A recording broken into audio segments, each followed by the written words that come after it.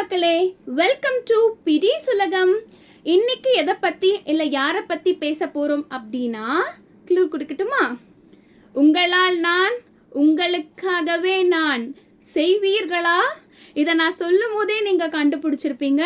ஆமாங்க, நம்ம எல்லாராலையும் அம்மா அப்படின்னு அன்போடு அழைக்கப்பட்ட தமிழகத்தின் the iron lady, the one and only miss J Jayalalithaa அவர்களின் பிறந்த தினம்தான் இன்று. அவங்க பிறந்த நாளை முன்னிட்டு அவங்கள பற்றின சில சுவாரஸ்யமான விஷயங்களை உங்களிடம் பகிர்ந்துக்க தான் இன்னைக்கு இந்த வீடியோவை நான் அப்லோட் பண்ணுறேன். வாங்க வீடியோக்குள்ளே போகலாம்.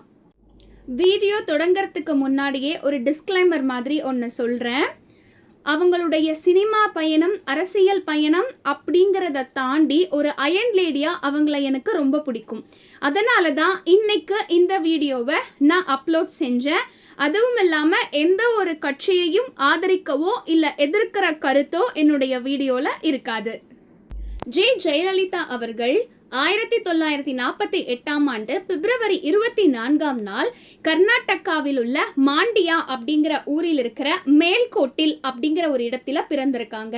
ஜெயராம் மற்றும் வேதவள்ளி என்பதுதான் இவருடைய பெற்றோர் பெயர். வழக்கறிஞராகணும் அப்படிங்கிற ஒரு கனவோட தான் ஜெயலலிதா அவர்கள் படிச்சுட்டு இருந்திருக்காங்க. தன்னுடைய 2 வயதிலேயே தன்னுடைய தந்தை இறந்த காரணத்தினால் பெங்களூர்ல இருந்து சென்னைக்கு இடம்பெயர்றாங்க. சர்ச் கான்வென்ட் பள்ளியிலையும் சேர்றாங்க. மாவட்டத்திலேயே இல்லை, மாநிலத்திலேயே படிப்புல முதல் மாணவியா வராங்க. குடும்ப சூழ்நிலை மற்றும் தன்னுடைய தாயின் வற்புறுத்தலினால் கல்லூரி படிப்பு அவங்களால தொடர முடியாம போகுது. திரைப்பட வாய்ப்புகள் வருது. குடும்பத்தையும் அன்னை சொல்ல காப்பாற்றணுமே அப்படிங்கிற காரணத்துக்காக வழக்கறிஞர் ஆகணும் அப்படிங்கிற தன்னுடைய கனவை நிறுத்தி திரைப்படத்துல அடியெடுத்து வைக்கிறாங்க. 1961 கன்னட மொழியில் வெளியான ஸ்ரீ சைல மகாத்மே அப்படிங்கிற திரைப்படத்தின் மூலியமாக தான் திரைப்படத்தில் அடியெடுத்து வைக்கிறாங்க.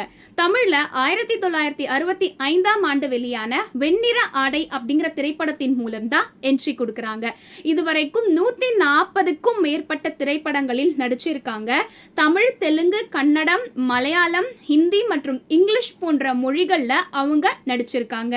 திரையுலகில் இருக்கக்கூடிய பெண் நடிகைகள், கதாநாயகிகளிலேயே பன்முக திறமை கொண்ட கலைஞியாகவும் திறமைசாலியாகவும் இருக்கக்கூடிய பட்டியலில் இவங்களும் முக்கிய இடம் வகிக்கிறாங்க.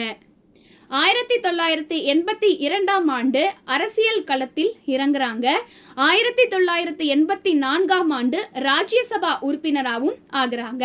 1991 தன்னுடைய 43வது வயதில் முதலமைச்சராகவும் பதவியேற்கிறாங்க.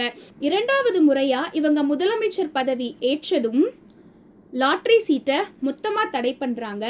மதுவிலக்கு, புகையிலை பயன்பாட்டில் இருக்கிறதையும் கண்டிப்பா ஒழிக்கணும் அப்படின்னு திட்டங்களை கொண்டு வந்து மாஸ் காட்டுறாங்க. அது மட்டும் இல்லாம தொட்டில் குழந்தை, தாலிக்கு தங்கம், மழைநீர் சேகரிப்பு போன்ற அதிமுக்கிய அத்தியாவசிய திட்டங்களையும் செயல்படுத்துறாங்க. குழந்தைக்கு அப்பா இனிஷியலை மட்டும்தானே போடுவோம், முன்னாடி போட்டுட்டு இருந்தாங்க. இப்போதான் அம்மாவோட இனிஷியலையும் சேர்த்து போடலாம் அப்படின்றத முன்மொழிஞ்சிட்டு இருக்காங்க. அதற்கு வித்திட்ட முதல் மங்கை இவங்க தான். இவங்க நிறைய விருதுகள் வாங்கியிருக்காங்க. அதில் குறிப்பிடத்தக்க விருதுகள்னு கலைமாமணி, இலக்கியத்தில் முனைவர் பட்டம், டாக்டர் ஆஃப் லெட்டர்ஸ், அறிவியல்ல முனைவர் பட்டம் போன்றவற்றை வாங்கியிருக்காங்க. அது மட்டும் இல்லாம தசாப்தத்தின் பெண் அரசியல்வாதி அப்படிங்கிற பட்டத்தையும், கோல்டன் ஸ்டார் ஆஃப் ஹானர் அப்படிங்கிற விருதையும் இவங்க வாங்கியிருக்காங்க. ஒரு முறை ஆனந்த விகடன் நிருபர் ஜெயலலிதா அவர்களை இன்டர்வியூ எடுக்கிறாங்க. அப்போ ஒரு கேள்வி கேட்குறாரு. ஜெயலலிதா அவர்களே, உங்கள் பிறந்த நாளுக்கு நீங்கள் நிறைய பரிசுகளை வாங்கியிருப்பீங்க. ஆனால் உங்களுக்கு மிகவும் பிடித்தமான, இப்போ வரைக்கும் நினைக்கக்கூடிய விஷயம் அப்படின்னா, நினைச்சதுமே பிறந்த நாள் பரிசு அப்படின்னதும் உங்கள் நினைவுக்கு வரக்கூடிய ஒரு விஷயம்னா என்ன சொல்வீங்க அப்படின்னு கேட்ட பொழுது அவங்க யோசிக்காம உடனே பதில் சொல்லியிருக்காங்க. எங்கள் வீட்டில் நான் சென்னைக்கு வந்ததுக்கு அப்புறம் மாதவன் அப்படிங்கிற ஒருத்தரை டிரைவராக நியமிக்கிறாங்க. அவருடைய ஒரு பிறந்த நாளுக்கும் எனக்கு இனிப்புகள் வாங்கி தருவார். நான் நடிகையான பிறகு வந்த ஒரு பிறந்த நாள் அன்னைக்கு அவருக்கு மிகவும் உடல்நிலை சரியில்லாமல் ரொம்ப மோசமான நிலையில் ஹாஸ்பிட்டலில் அட்மிட் பண்ணியிருந்தோம். அன்னைக்கு கூட அவர் இனிப்புகள் வாங்கி வேற ஒருத்தர்கிட்ட கொடுத்து என்கிட்ட கொடுக்க சொன்னார். இப்போ நினச்சா கூட எனக்கு அவருடைய அளவில்லாத அன்பும் அந்த இனிப்புகளும் தான் நினைவுக்கு வருது அப்படின்னு சொல்லியிருக்காங்க. முதலமைச்சரா 6 முறை பதவி வகித்த ஒரே பெண் முதலமைச்சர் இவங்க தான். பதவியில இருக்கும் பொழுதே உயிர் நீத்த முதலமைச்சர்லையும் பெண் முதலமைச்சர் இவங்க தான். இவர் நம்மை விட்டு சென்றாலும் இவர் கொடுத்த நல்ல திட்டங்கள் இன்னும் நம்ம கிட்ட வாழ்ந்துகிட்டு தான் இருக்கு. ஓகே மக்களே, மீண்டும் அடுத்த ஒரு வீடியோல சீக்கிரம் சந்திப்போம். நன்றி, வணக்கம்.